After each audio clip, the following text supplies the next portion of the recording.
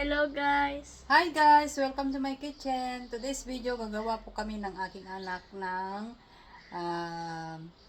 maha blanca. Tara guys! Ito po yung mga ingredients. Meron tayong Vanilla, corn,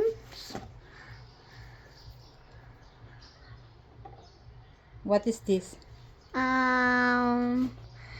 leche Evaporada, evaporada, coconut milk, sugar, and maizena. maizena, and Ayan guys, ibuhos ko na yung ating the milk. yung ating evaporated milk. And yung Then ating sugar. All? Half cup, yeah. All. And can I have? At And saka now yung coconut milk. coconut milk. All of them? Yes, because this is only 2 cups. 2 cups to start. And now vanilla. Now corn. Put it all. There's still. Then maglagay ako guys ng konting asin. Then i-mix natin siya guys. Done. Dito sa bowl guys, mag-ano tayo ng maizena.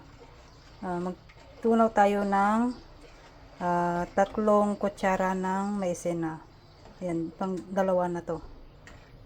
3. Then lagay na natin yung ating cornstarch. Ayan, mix it anak ko, mix it. Can I blow it? Ayan guys, medyo no nani. Ayan guys, medyo Can I just lumapot na yung ating mixture. Mix lang natin siya guys. Yeah, I'm mixing. Ayan, dito sa Tupperware guys, maglagay lang ako ng butter para hindi didikit yung ating ginawang maha. Yan, ilagay ko na guys dito sa ating Tupperware. Ayan na guys, palalamigin lang natin at saka natin ilalagay sa ating ref for 1 hour. Ayan, ito na guys yung aking ginawang maha blanca. At depende na sa inyo guys kung anong itopping siyo. Kung yung latik o cheese. Pero sa akin okay na ito guys, plain. Ayan, yun lamang po guys. Sana po nagustuhan ninyo yung aking video. And don't forget to subscribe. Bye-bye.